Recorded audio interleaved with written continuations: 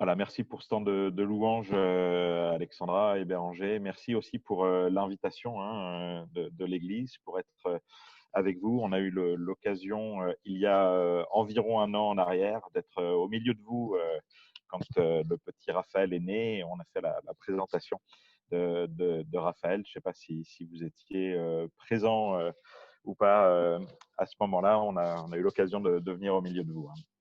Ce matin, je voudrais partager avec vous ce thème. Je choisis d'être un encourageur.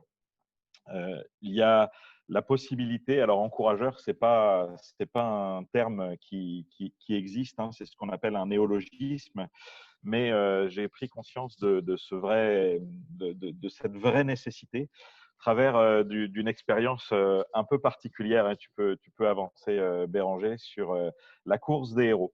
On a eu l'occasion, je ne sais pas si Alexandra, tu étais déjà avec nous à l'église de Belfort à ce moment-là, mais on avait eu l'occasion, depuis quelques années maintenant, il y a une course qui s'appelle la course des héros, où on peut venir courir pour une association et en fait, on se fait sponsoriser, chaque coureur se fait sponsoriser et l'ensemble de l'argent avec lequel il a été sponsorisé est reversé à l'association. Et avec notre groupe de jeunes à Belfort, à l'époque, on avait décidé d'y aller en groupe de jeunes et que chacun qui serait sponsorisé par son réseau d'amis sur Facebook, etc., tout l'argent récolté, on le communiquerait à l'association qui s'appelle Portes Ouvertes, hein, qui est une ONG qui s'occupe de l'Église persécutée. Et à l'époque, et puis même toujours aujourd'hui, alors vous ne me voyez pas en entier, mais j'ai quelques formes plus trop sportives, même si je fus sportif il y a un peu plus de temps que ça, mais j'ai jamais aimé trop courir. J'ai fait beaucoup de sport, mais la course, c'est pas trop mon truc. Et il fallait faire une course d'environ 6 km, 6 ou 7 km.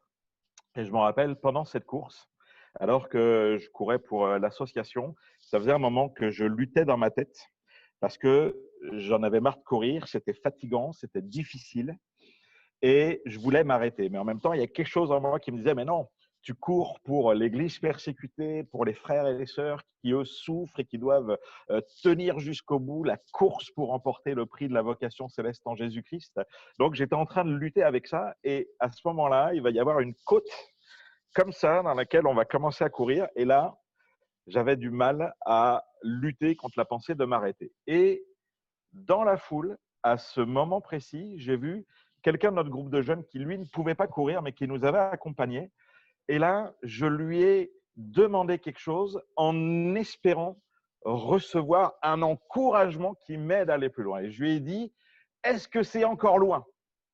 Et en fait, je ne voulais pas savoir si c'était loin ou si c'était pas loin. J'avais besoin d'entendre vas-y à fond et j'avais besoin d'être encouragé pour aller plus loin. Et ce qu'il m'a dit, en réalité, a tué ma foi. Donc, on peut être un encourageur ou un tueur de foi, puisque lui, il m'a dit oui, c'est encore loin. Et là, voilà, j'ai eu les jambes sciées et puis je me suis dit ça ne sert à rien de souffrir. Et donc, du coup, je me suis arrêté et j'ai commencé à marcher.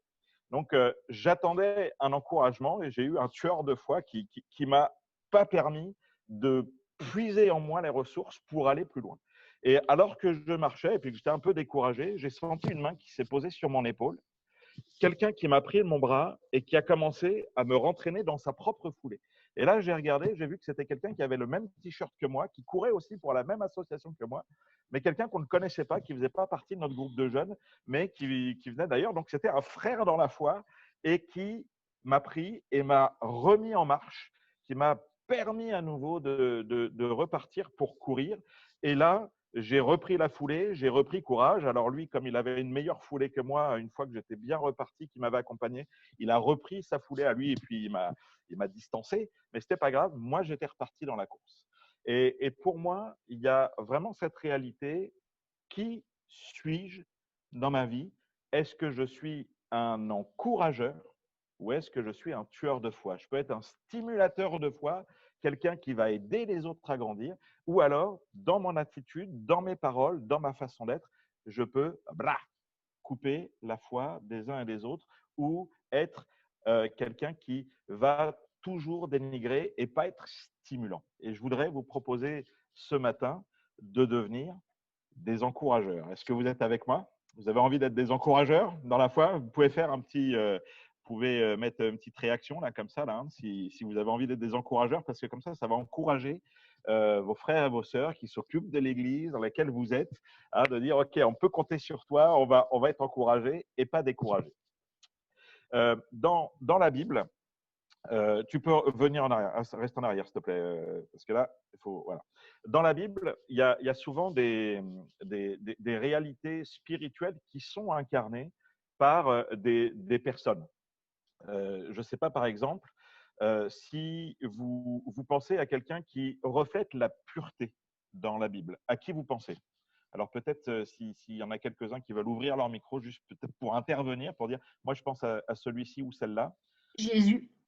Jésus. Alors, hormis Jésus, parce que Jésus, il incarne tout parfaitement puisqu'il est Dieu et il est Dieu incarné. Mais dans la Bible, souvent, vous avez ce qu'on appelle de la typologie, c'est-à-dire que certaines personnes incarnent par leur attitude et leur caractère, ou même par le chemin par lequel ils vont passer, une certaine forme d'une partie du caractère de Jésus. Et on retrouve Josué. Jésus en eux. Je Alors, dirais Josué. pour la pureté, Josué? Oui. Ok. Paul. Paul, ok. Job. Job, c'est plutôt la persévérance dans la souffrance. Joseph. Joseph, ouais, merci. Moi, quand je pense pureté, je pense vraiment à Joseph qui, lui, dans le moment où il va être dans des tentations extrêmes, alors que personne ne le voyait, dans le harcèlement sexuel qu'il va subir avec la femme de Potiphar, en fait, lui, il va rester pur. Et on sent que malgré le fait qu'il ait été abandonné par ses frères, qu'il ait été vendu, même qu'ils ont voulu l'assassiner, qu'il a été mis dans une citerne, qu'il est devenu esclave chez Potiphar, ensuite, malgré sa droiture par rapport à l'histoire de la femme de Potiphar, il va rester droit, rester pur et va être enfermé en prison. Et on sent que c'est comme si rien ne l'atteint dans sa candeur, dans sa pureté de cœur, et qui garde cet aspect-là. Pour moi, Joseph incarne vraiment la dimension de la pureté. Si on parle de quelqu'un qui est combattant, quelqu'un qui a une dimension de combattant, moi, je pense par exemple à Caleb ou à David, bien sûr, hein, qui va tuer Goliath. Mais Caleb, par exemple, pour moi, c'est l'incarnation de l'homme persévérant et combattant, puisque à 80 ans, après 40 ans de désert, il reste toujours vigoureux pour dire la montagne là-bas que Dieu m'a montrée, c'est la mienne. Il y a des géants dedans, c'est pas un problème. Il les prend, il les plie en deux et il les jette à la poubelle à 80 ans passés. C'est un homme de ressources, c'est un homme de foi, c'est un homme de persévérance, mais c'est aussi un guerrier réel. Si on pense à un adorateur, quelqu'un qui est le reflet de l'adorateur, on pense à David, avec tous les psaumes qu'il a écrits, avec sa harpe. David incarne beaucoup de choses, mais pour moi, il a vraiment aussi cette dimension de l'adorateur, et c'est même lui qui va penser à mettre en forme le service des Lévites, des chantres dans le temple, qui n'est pas encore construit, avec ce désir de construire un temple. Et c'est lui qui va organiser toute l'adoration d'Israël à Jérusalem.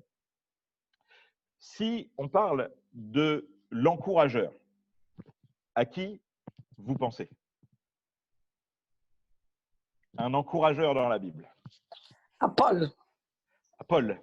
Oui, Paul, il incarne aussi beaucoup de choses.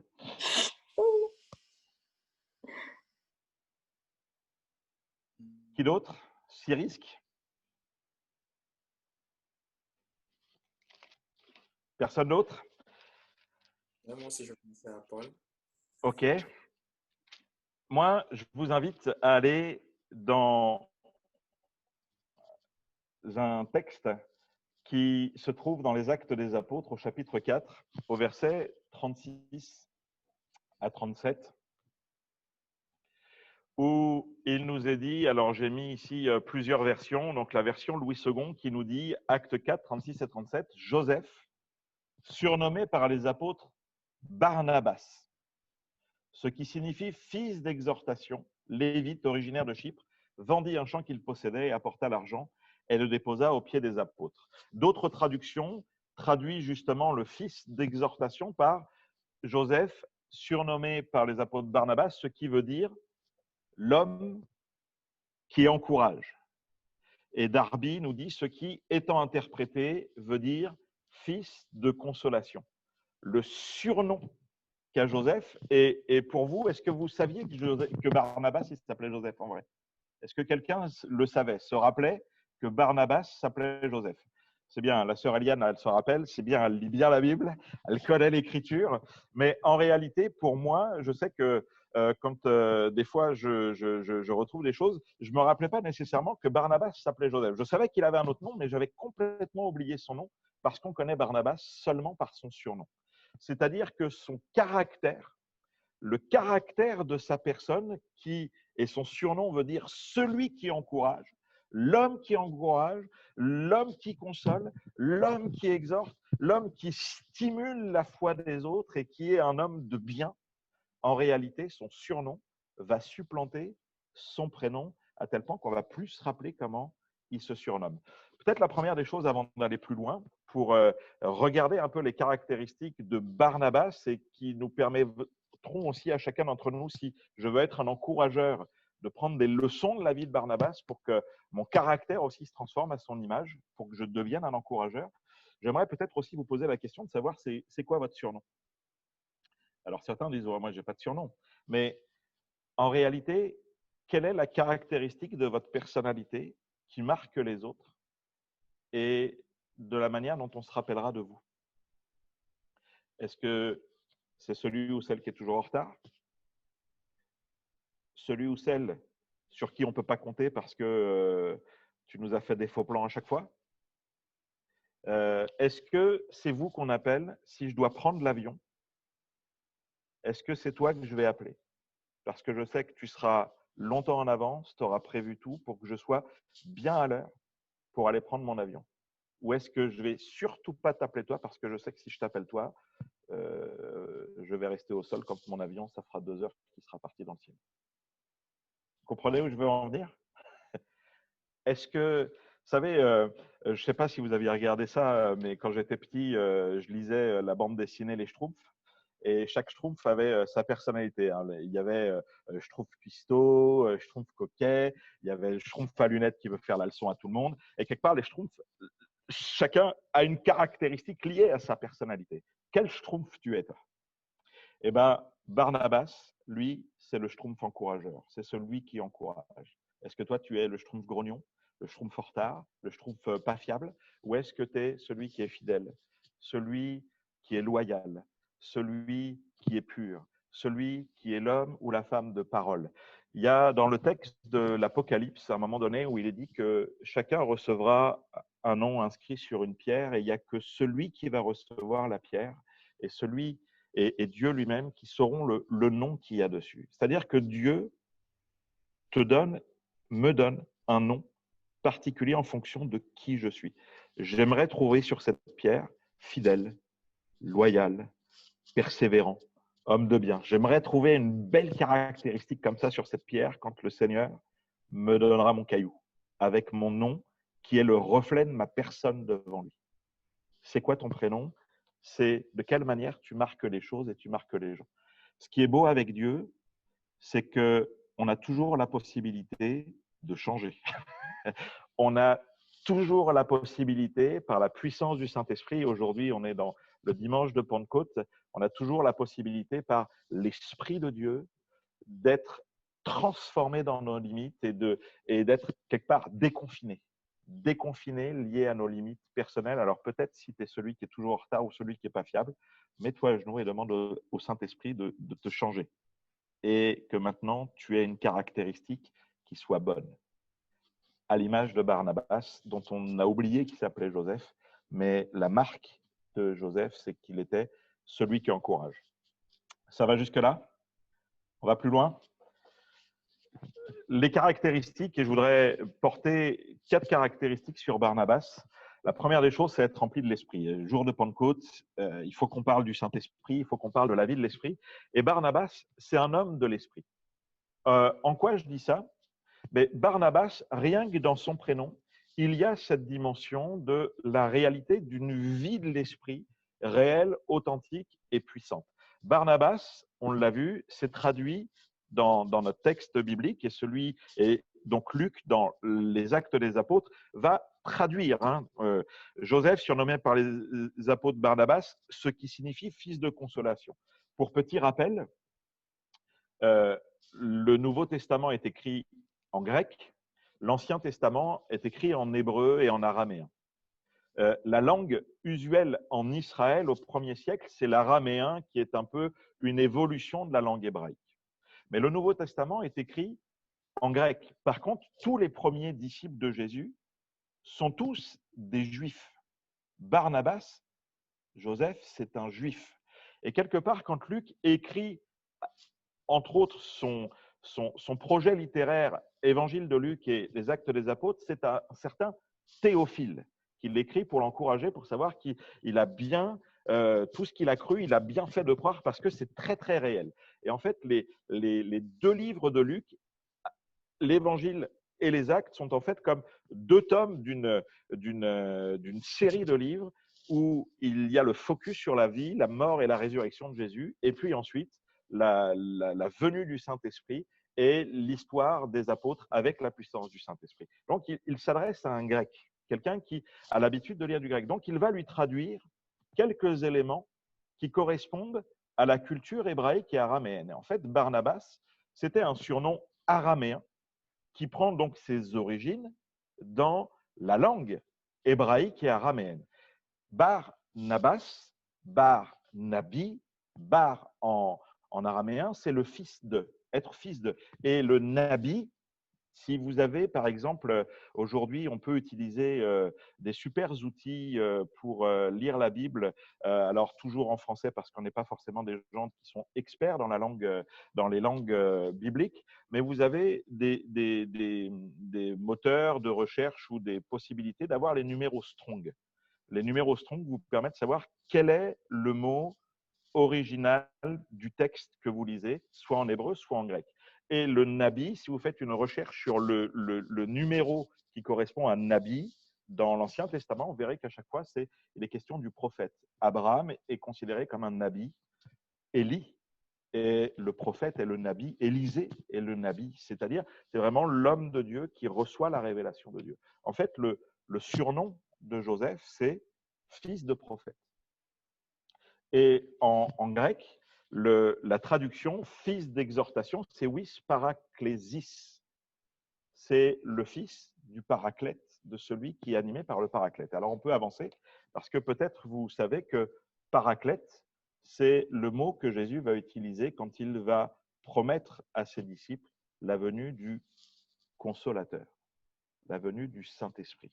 Si vous m'aimez, gardez mes commandements et moi je prierai le Père et il vous donnera un autre consolateur afin qu'il demeure éternellement avec vous, l'esprit de vérité que le monde ne peut recevoir parce qu'il ne le voit pas, ne le connaît pas, mais vous, vous le connaissez car il demeure avec vous, il sera en vous. Je ne vous laisserai pas orphelin, je viendrai à vous. La dimension du Saint-Esprit, de la consolation du Saint-Esprit, de la présence du Saint-Esprit, de celui qui vient à nos côtés pour nous secourir, pour nous aider, pour nous encourager, pour nous lever. C'est l'œuvre du Saint-Esprit en nous. On est incapable de faire quelque chose de bon, on est incapable de relever tous les défis de notre existence, de marcher d'une manière qui plaît à Dieu sans l'action du Saint-Esprit en nous. La caractéristique de Barnabas, c'est que c'est quelqu'un qui est oint, rempli de cet esprit de Dieu qui console, qui exhorte, qui fortifie et qui aide à se relever. À l'image de ce frère qui m'avait pris par la main, qui était venu à mes côtés, qui m'a saisi et qui m'a redynamisé dans la course pour me faire repartir. C'est ce que fait le Saint-Esprit dans nos vies. C'est ce que fait Barnabas dans la vie de ceux qui sont autour de lui, et c'est cette caractéristique. Seigneur, remplis-moi du Saint-Esprit, pas seulement pour parler en langue, mais pour que, au travers de mon action auprès des uns et des autres, je sache être à côté d'eux, je sache écouter leurs difficultés, leurs souffrances, pour les prendre avec moi et leur donner de continuer la course et de reprendre courage pour aller plus loin. Amen. Un autre texte dans la dimension du consolateur, c'est ce qu'on trouve dans la première épître de Jean au chapitre 2, quand Jean parle de Jésus et du ministère de Jésus, où il dit si nous avons péché, nous avons un avocat, un défenseur auprès du Père, Jésus-Christ le juste. Et là encore, le mot défenseur, le mot avocat, c'est une autre dimension du mot paraclète. c'est celui qui console, mais c'est celui aussi qui défend, qui prend la défense. De quelle manière aussi je peux prendre la défense de mes frères et mes sœurs, peut-être qu'ils ne sont pas parfaits, qui ont des travers, mais est-ce que je laisse mal parler de quelqu'un qui a un cœur malgré tout pour Dieu ou qui a envie d'être encouragé, ou est-ce que je fais partie de ceux qui vont lapider ou qui vont mal parler ou qui vont dire « Ah, celui-ci, celui-là, il est comme ci, il est comme ça ». Non, la dimension du paraclète, pour être un encourageur, c'est aussi de prendre la défense des uns et des autres, pas pour couvrir le péché dans le sens de laisser les gens dans leur vie de péché et puis du coup on couvre le péché pour qu'on vive n'importe comment. C'est pas du tout ça, mais c'est couvrir le péché parce qu'on aime les gens, non pas pour qu'ils continuent à vivre n'importe comment, mais pour pas qu'ils restent comme ça, pour pas qu'on se fixe sur leur travers et sur leur péché, mais au contraire pour les aider à reprendre la course et aller plus loin et peut-être prendre leur défense à l'égard de paroles ou de ce que peuvent dire les uns et les autres sur eux, parce que nous sommes en chemin, nous sommes un vase que le potier est en train de faire, de modeler. Donc, certains sont presque arrivés et on voit une belle forme. Et il y en a peut-être, c'est le tout début. Et quand vous voyez la terre glaise, quand elle commence sur le tour du potier, c'est une masse assez informe. Et bien, des fois, nos frères et nos sœurs, peut-être nous aussi, on a une masse assez informe. Alors, soyons les défenseurs les uns et les autres. On avance toujours sur la dimension de l'idée d'être rempli de l'esprit, c'est aussi la dimension prophétique. Et je crois qu'on a besoin vraiment de prier pour que le Seigneur nous communique des paroles spirituelles, des paroles inspirées, des dons prophétiques. Tu peux mettre l'image suivante, enfin le verset suivant. Voilà. Et ça, c'est une des caractéristiques très claires de celui qui prophétise. Celui qui parle dans une langue inconnue s'adresse à Dieu et non aux hommes. Personne ne comprend les paroles mystérieuses qu'il prononce sous l'inspiration de l'Esprit, mais celui qui prophétise aide les autres à grandir dans la foi, les encourage, les réconforte. Celui qui parle dans une langue inconnue ne fait du bien qu'à lui-même, mais c'est quand même très utile parce que c'est bon de se faire du bien à soi-même pour grandir, on est d'accord, hein, c'est très très important, mais celui qui prophétise permet à toute l'assemblée de grandir dans la foi. Je crois que dans la dimension de la prophétie, il y a la parole prophétique qui va être pour l'assemblée, et là c'est ce qu'on voit un petit peu, et Paul dans 1 Corinthiens 12, 13 et 14 régule un peu la manière de vivre les dons spirituels dans l'église de Corinthe parce que c'était un peu n'importe quoi. Mais je crois aussi qu'on doit vraiment prier, être proche du Seigneur pour qu'il nous donne des paroles, non pas pour jouer aux prophètes, non pas pour déclarer aux uns et aux autres « Ah, Dieu me dit… » et puis pas du tout ça, parce que ça, c'est très orgueilleux, il faut faire très attention. Et moi, je me méfie beaucoup, et je vous invite à vous méfier beaucoup de ceux qui viendraient auréolés de prophétisme et de vous dire « Ah, moi, je suis un prophète de Dieu, je te dis ci, je te dis ça ». La prophétie, petite parenthèse, en règle générale, la prophétie, elle vient confirmer ce que Dieu a déjà déposé dans notre cœur. C'est important de réaliser que je ne vais pas engager toute ma vie sur la parole de quelqu'un d'autre, mais je vais pouvoir engager ma vie sur ce que je perçois au fond de mon cœur, peut-être sur lesquels j'ai des doutes ou des choses comme ça, et que quelqu'un, par un don prophétique, va venir confirmer ce que Dieu a déjà déposé dans mon cœur. Je crois que c'est très important de saisir cette dimension-là. Mais ce qui me semble important, c'est que justement, quand on est un encourageur, on se soucie des autres. On prie pour eux, on s'investit, et j'en parle juste après, on est proche des uns et des autres, et quelque part, dans notre prière pour eux, dans notre connaissance de ce qu'ils ont, dans notre marche avec eux et du fait qu'on apprend à connaître leur caractère, ce qu'ils sont, le Saint-Esprit va aussi déposer en nous une pensée concernant leur vie, pensée concernant ce qu'ils sont, et on va pouvoir aussi, par la grâce de Dieu, en un à un, leur communiquer peut-être quelque chose qui va les encourager dans leur vie pour qu'ils puissent entrer peut-être dans leur appel ou faire un pas de foi supplémentaire. Je me rappelle d'un jeune frère qui aujourd'hui a une responsabilité aussi dans un ministère un peu national au niveau de la jeunesse et au niveau de l'adolescence. Un jeune frère dont j'ai été assez proche, dont je suis toujours assez proche, et je sais qu'à un moment donné, dans une discussion avec lui, où il était comme le second de l'organisation, et je sentais qu'il avait besoin maintenant de prendre le leadership, de s'affranchir aussi un petit peu de cette dimension dans laquelle on l'a placé en second. Et je l'ai encouragé, j'ai vraiment eu cette pensée-là, et je crois que ça a débloqué quelque chose dans sa vie, en lui disant, écoute, maintenant, il faut que tu arrêtes d'être une oreille qui écoute, il faut que tu sois une bouche qui parle. Jusqu'à présent, il avait été quelqu'un qui avait été très à l'écoute, à regarder, à observer, qui était très dans je reçois ce que les autres me disent. Et maintenant, il fallait qu'il passe une autre étape et de pouvoir maintenant être celui qui va parler de la part du Seigneur et quelque part qui va prendre le leadership. Et je sais que je crois que cette parole a vraiment eu un écho dans son cœur et l'a aidé en fait à s'affranchir parfois de choses qui sont dans notre tête, des limites qu'on se met, des limites que le diable nous place aussi dans notre vie pour qu'on reste assis à notre place, qu'on reste en arrière, qu'on reste caché dans un coin, qu'on reste parmi les valises et puis on ne va pas s'occuper de nous. Parce que être en avant, c'est aussi se prendre des coups. Alors, on ne va pas se mettre en avant nous-mêmes, parce que sinon, ça, c'est de l'orgueil. Mais quand Dieu, à un moment donné, nous pousse à dire maintenant, c'est le temps et il faut que tu prennes des responsabilités, il faut que tu ailles plus loin, on est toujours aussi intimidé et là, on a besoin de pas de foi. Et je sais que cette parole, pour lui, a été quelque chose qui l'a libéré. Mais c'est parce que je le côtoie, c'est parce que j'étais au contact avec lui régulier, c'est parce que je prie pour lui, c'est parce que je perçois aussi ce que Dieu est en train de faire dans son existence, parce que Dieu nous donne, par son esprit, de voir un peu plus loin que nos relations personnelles, mais d'essayer de voir ce que Dieu est en train de faire, le chemin que Dieu est en train de mettre dans la vie de quelqu'un. Prier pour être proche de Dieu, pour être dans l'intimité du Seigneur et pour pouvoir exercer les dons spirituels. Aspirer à exercer le don de prophétie, pas forcément que dans l'assemblée le dimanche matin quand on se réunit, mais aussi à pouvoir être sensible au Saint-Esprit pour percevoir ce que Dieu est en train de faire dans la vie de quelqu'un, pour à un moment donné lui donner une parole qui console, une parole qui réconforte, une parole qui encourage et qui aide l'autre à grandir dans la foi. Être rempli de l'Esprit. Barnabas, tu vas être un encourageur, sois rempli de l'Esprit. La deuxième chose, c'est regarder l'œuvre de Dieu avant tout. J'ai utilisé cette image, reviens en arrière.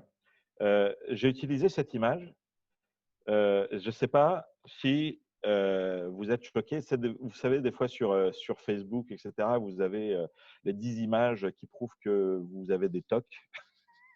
Et vous avez des fois des images où normalement tout est droit et puis il y a un truc qui part de travers et puis ça dérange un peu. Là, ça peut déranger un peu. Et puis on se dit, purée, celui qui a mis en place les briques, là, il n'était pas très fin. Et justement, est-ce que moi, dans ma vie spirituelle, je vais me fixer sur la brique rouge là, qui n'est pas à sa place en me disant, mais vraiment, l'ouvrier, il est vraiment nul? Ou est-ce que je vais regarder tout le reste qu'il a bien fait?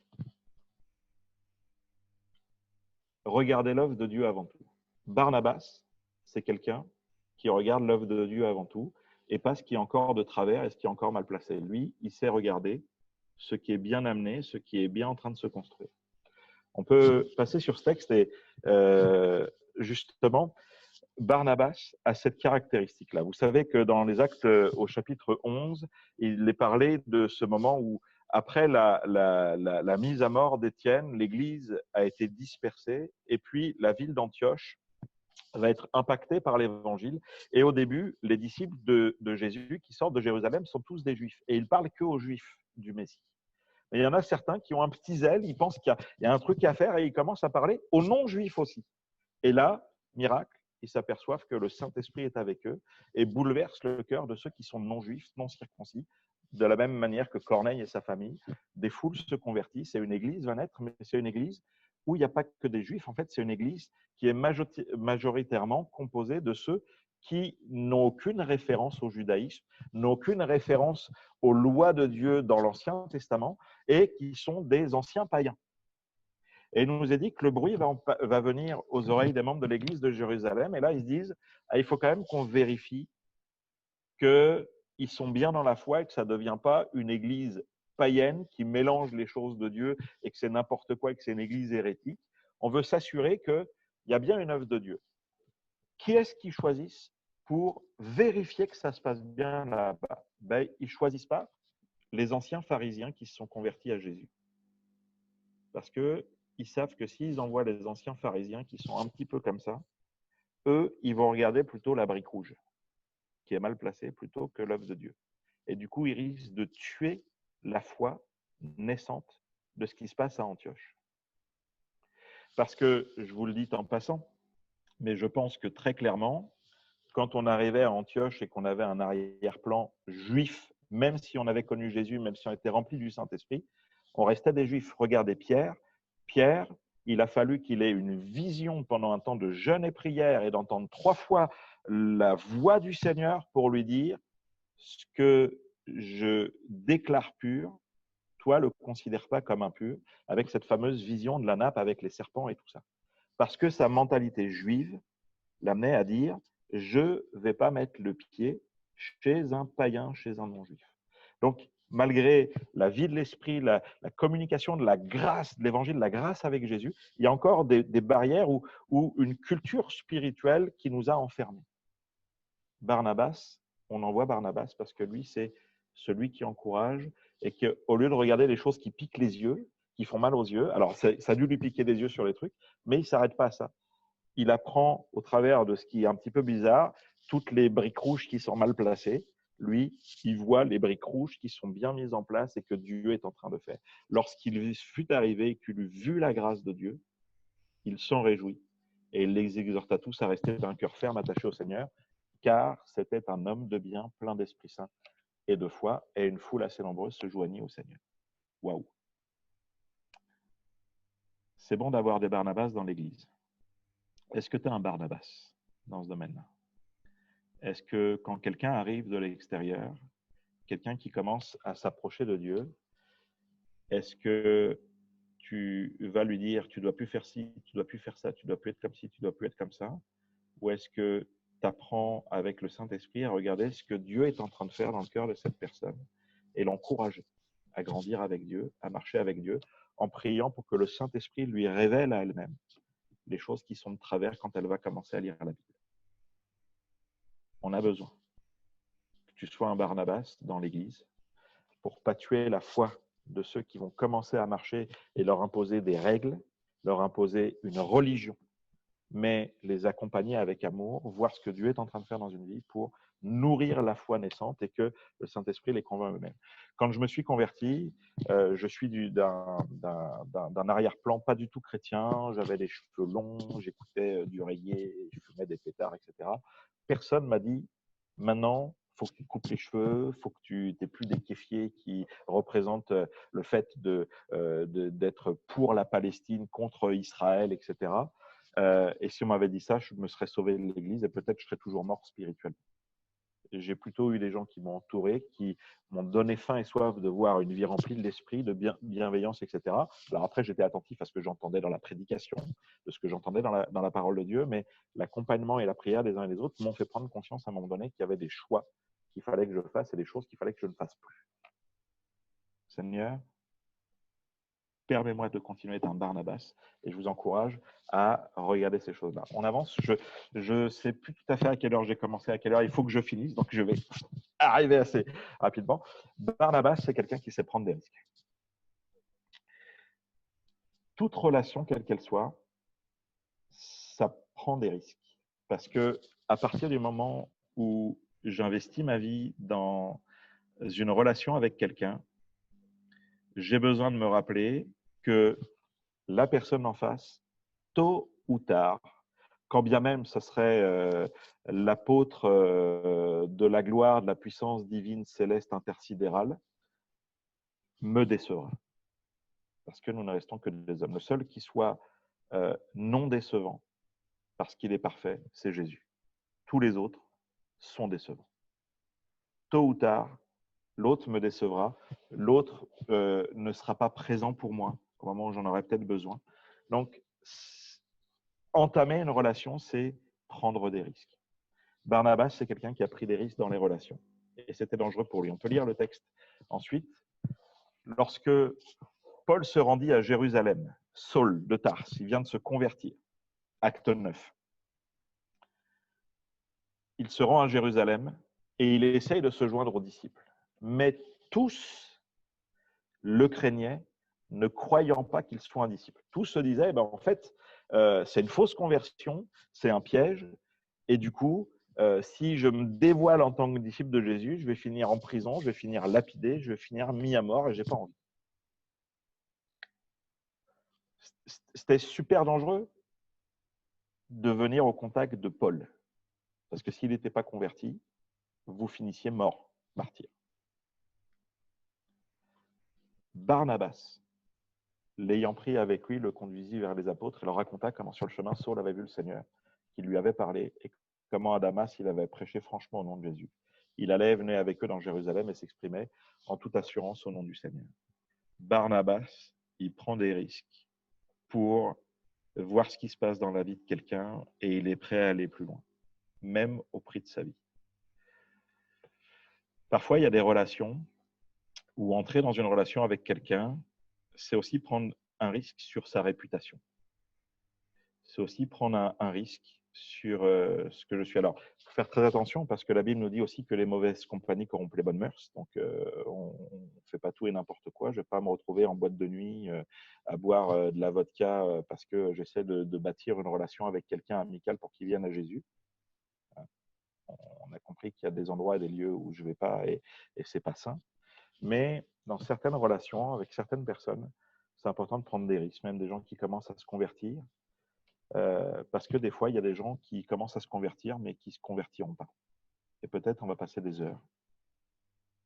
On va donner de notre personne. C'est un risque, et peut-être à la fin, je serai trahi. Mais si tu veux être un encourageur, il faut que tu prennes des risques dans les relations.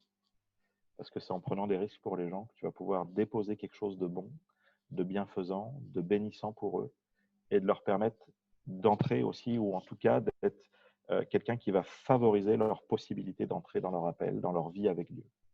Après, ça sera leur responsabilité à eux, peut-être s'ils n'entrent pas, etc. Mais toi, tu aurais été un favoriseur, tu aurais été un encourageur, tu aurais été quelqu'un qui ouvre la porte, qui accompagne et qui permet d'aller plus loin. Et tu n'auras pas regardé au prix que ça te coûte, aux difficultés que ça peut gérer et à ce que ça va dire derrière. Je me rappelle quand j'étais pasteur dans une église, on avait une situation assez compliquée. Où une jeune qui venait d'une autre église, qui venait pour ses études, avait commencé à fréquenter un garçon et malheureusement, ils n'ont pas été sérieux dans leur relation et ils ont commencé à vivre la sexualité en dehors du mariage. Et j'ai eu l'occasion de les voir, de les reprendre et ils ont arrêté, sauf que la fille était tombée enceinte et ils commençaient à être impliqués aussi dans le groupe de louanges, etc. Donc, c'était une situation assez compliquée à gérer.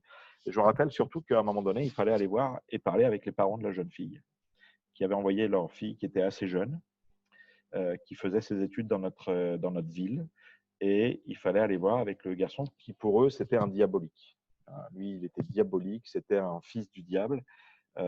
Mais à un moment donné, j'ai expliqué aux jeunes que moi, je vais les accompagner parce que je pense qu'il y avait quelque chose de bon dans leur cœur, même s'il y avait des choses qui étaient de travers. On les a accompagnés pour qu'ils se repentent, pour qu'ils changent d'attitude, pour qu'ils remettent leur vie au clair, pour qu'ils arrêtent leur service pendant le temps de remettre leur vie sur les rails.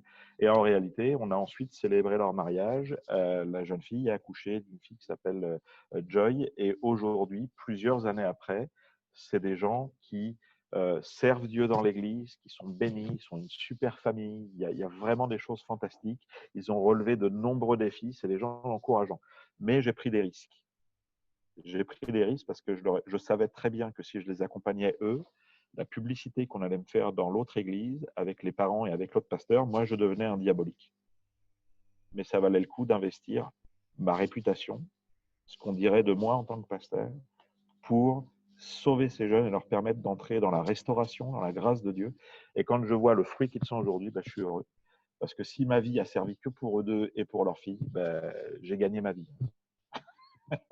Donc que Dieu nous aide aussi à dire, à un moment donné, on va peut-être parler mal de nous, on va peut-être nous calomnier, médire sur nous.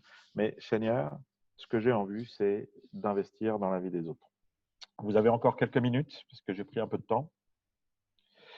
Investir dans l'autre, et je terminerai là-dessus. Investir dans l'autre, c'est aussi, c'est un peu, ça se recoupe avec le point d'avant de prendre des risques, mais investir dans l'autre, c'est-à-dire c'est de communiquer sa vie pour permettre à quelqu'un de grandir et d'aller plus loin. Si vous regardez l'image qui est là, les deux ne profitent pas de la vue qu'il y a de l'autre côté.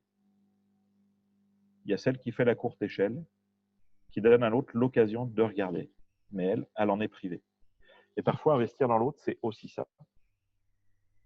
L'esprit du Seigneur, la mentalité du royaume de Dieu, la mentalité qui est à l'image de notre Seigneur, c'est aussi ça. regardez les autres, Philippiens chapitre 2, regardez les autres comme étant supérieurs à vous-même et considérez aussi leurs besoins. Et je crois que ça, c'est une valeur, une clé spirituelle tellement importante. Et j'aime Barnabas pour ça, parce que c'est quelqu'un qui va investir dans l'autre. On peut lire les textes qui suivent. Barnabas se rend à Tarse pour chercher Saul et l'ayant trouvé, il l'amène à Antioche. Pendant toute une année, ils se réunirent aux assemblées de l'Église, ils enseignèrent beaucoup de personnes. Ce fut à Antioche que pour la première fois, les disciples furent appelés chrétiens. Alors, Barnabas avait vu des choses qui piquent les yeux, mais lui, s'était fixé sur l'œuvre de Dieu. Par contre, les choses qui piquent les yeux, il s'est quand même rappelé parce qu'il avait investi et il avait pris des risques pour Paul.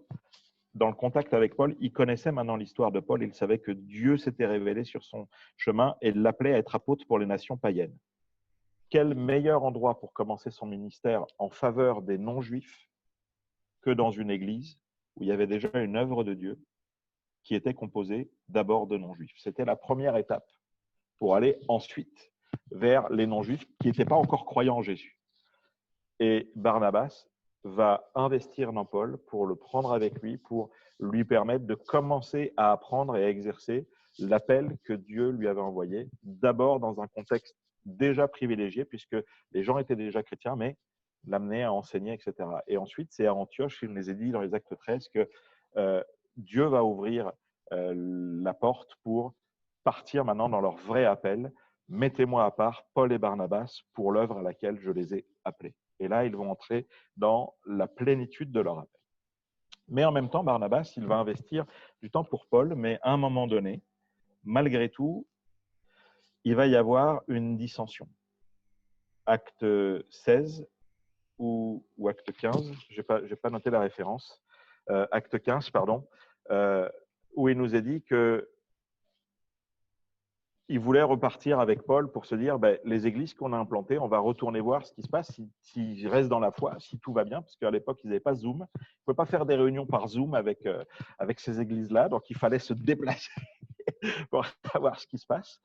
Et du coup, Barnabas voulait ramener Jean, qui est son cousin et qui est aussi surnommé Marc, et en fait, c'est lui qui va écrire l'évangile de Marc, parce qu'il l'avait pris au démarrage dans le premier démarrage missionnaire dans l'île de Chypre, sauf que Marc, dans cette première étape, la toute première étape de l'île de Chypre, on ne sait pas s'il va avoir peur, on ne sait pas s'il va craindre ce qui se passe parce que c'était difficile de démarrer à être missionnaire, et il va repartir à Jérusalem. Et quand Barnabas redit à Paul, écoute, moi j'ai vu quelque chose dans le cœur de Marc parce que je m'investis dans les autres, je prends des risques pour les autres, je sais qu'il y a un appel de Dieu pour lui. Paul, il va dire, écoute, j'ai pas le temps avec ce gars-là, c'est un boulet.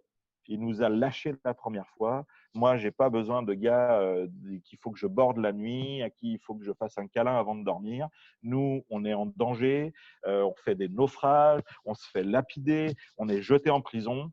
Si en plus, il faut que je m'assure qu'il a bien fait ses lacets et que je le mouche, j'ai pas le temps pour ça.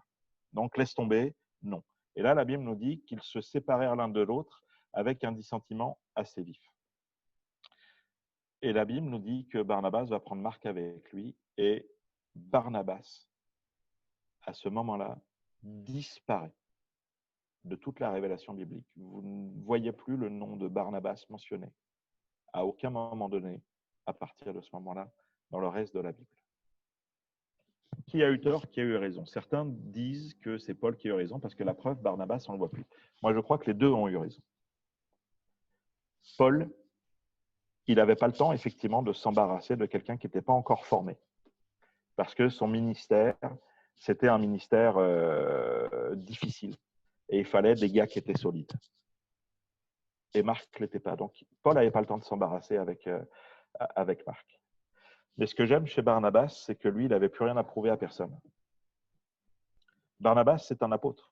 La preuve, c'est quand, dans une certaine ville, il nous est dit que les gens pensaient que c'était Jupiter et que Paul était Hermès, le messager des dieux. Jupiter, dans le panthéon grec, c'est le roi des dieux.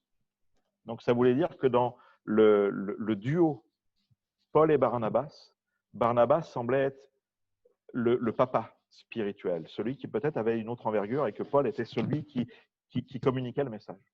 C'est-à-dire que Barnabas était un homme qui avait une envergure spirituelle incroyable. mais il ne s'est pas accroché à son envergure incroyable, il ne s'est pas accroché à l'estrade, il ne s'est pas accroché au projecteur, il ne s'est pas accroché à devoir encore faire quelque chose pour son ministère. Il a investi sa vie dans la vie de quelqu'un qui avait besoin, qui était plutôt diesel, qui avait un peu de retard à l'allumage et qu'il fallait encore border un petit peu, qu'il fallait encore un petit peu accompagner pour qu'il donne sa pleine mesure.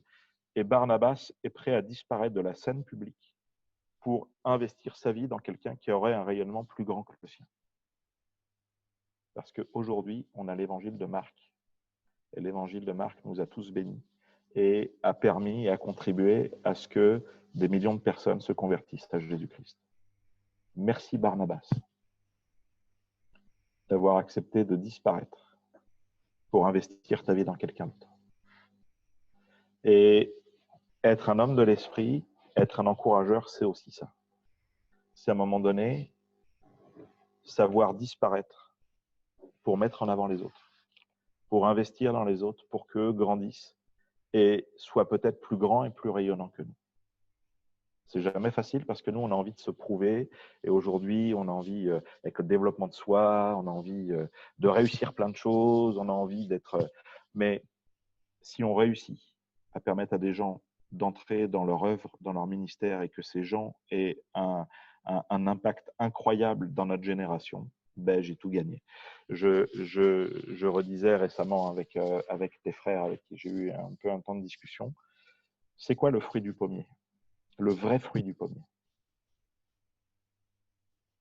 Eh ben, c'est pas des pommes. Le vrai fruit du pommier, c'est un autre pommier. Et j'irai même plus loin, le vrai fruit d'un pommier, c'est une forêt de pommiers. J'ai besoin d'investir pour la suite.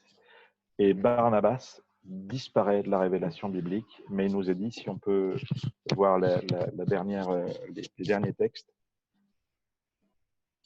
voyez bien, Colossiens chapitre 4, verset 10, 2 Timothée chapitre 4 et 11, qui est-ce qui écrit l'épître aux Colossiens? Qui est-ce qui écrit la deuxième épître à Timothée? On est d'accord, c'est l'apôtre Paul qui a dit, on ne va pas s'embarrasser avec Marc, laisse tomber, j'ai pas besoin de lui. Aristarque, mon compagnon de captivité, vous salue, ainsi que Marc, le cousin de Barnabas, au sujet duquel vous avez reçu des ordres. S'il va chez vous, accueillez-le. Marc est revenu dans l'équipe plus tard de Paul.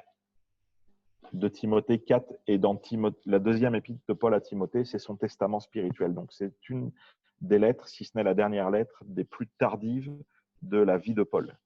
Prends Marc, amène-le avec toi, car il m'est utile pour le ministère. Même Paul a changé d'avis sur Marc, parce que Barnabas a investi sa vie dedans. Mais Barnabas, il a disparu, lui, de la révélation biblique. Mais c'était au profit de quelqu'un qui aurait un éclat et un écho encore plus grand que lui. Alors, mon frère, ma sœur, être un Barnabas, ce n'est pas forcément être celui qui va être en avant, mais c'est celui qui va investir dans les autres pour que les autres soient en avant. Est-ce que tu es prêt à ça? Mais ça, c'est un beau défi. Que Dieu nous bénisse. Je vous invite à ce qu'on puisse remercier le Seigneur. Seigneur, on te remercie pour ta parole et je veux vraiment te prier pour que tu viennes à notre secours dans toute cette dimension de nos vies, afin qu'on ne soit pas de ceux qui arrachent une proie à égaler avec toi de quelque chose qu'on voudrait tenir, mais qu'on soit de ceux qui se dépouillent. Parce qu'on a en vue le bien.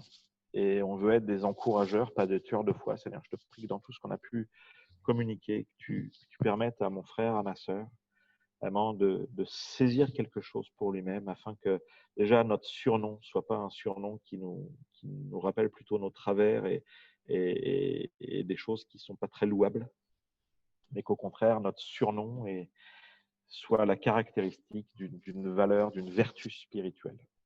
Merci de nous remplir du Saint-Esprit. Merci de nous donner du courage pour apprendre aussi à regarder ce que tu es en train de faire et pas de regarder ce qui ne va pas ou de regarder ce qui nous dérange, mais apprends-nous d'abord à regarder l'œuvre que tu es en train de faire. Qu'on sache fixer notre attention sur ce que tu es en train de faire sans oublier les choses à corriger peut-être, à exhorter, à reprendre, mais avant tout à regarder ce qui contribue à la vie. Seigneur, permets-nous aussi de payer le prix, de s'investir, de prendre des risques et de s'investir dans la vie des autres pour que d'autres prennent leur pleine mesure, même si nous-mêmes, on restera dans l'ombre. Seigneur, c'est ce qu'on te demande parce que ce qui est le plus important, c'est pas que l'un ou l'autre soit glorifié, c'est que toi, tu sois glorifié et que chacun d'entre nous puissions contribuer à l'avancement de ton royaume et à ce que de multiples fruits soient portés. Et les fruits qu'on veut que tu prennes sur nous, c'est pas seulement des pommes. Notre désir, c'est qu'à la fin de notre vie, tu puisses récolter de notre vie avec toi d'autres pommiers qui seront chargés de nombreuses pommes, Seigneur. C'est ce qu'on te demande au nom de Jésus. Amen.